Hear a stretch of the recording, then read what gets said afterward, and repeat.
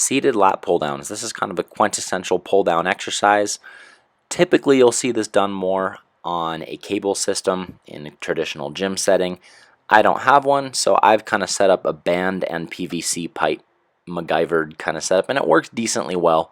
Not the optimal setup, but this is kind of how you would do it if you don't have an actual cable system available to you. Now, the main objective with lat pull downs in general is in the name. It's to develop the lats, whether that's hypertrophy or just general strength.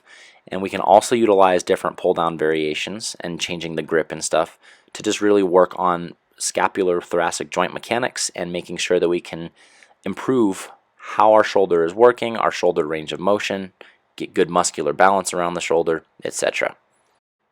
Now, in terms of variability here, there's a lot of ways that we can grip the bar, and that's going to emphasize different fibers of different muscles and how they interact around the shoulder. The first one would be just kind of more of a slightly wider than shoulder width, palms facing away from you, or pronated grip. That's the most traditional way of doing it, similar to a traditional pull-up. You can also see me doing here now more of a close grip, which is going to emphasize the lats a little bit more in their extension function and a little bit less of the teres muscles and the rotator cuff muscles. You can also utilize a wide grip. You can utilize a supinated grip. And what the wide grip is going to do is emphasize a little bit more of the teres muscles and a little bit more of the lateral wide fibers of the lats.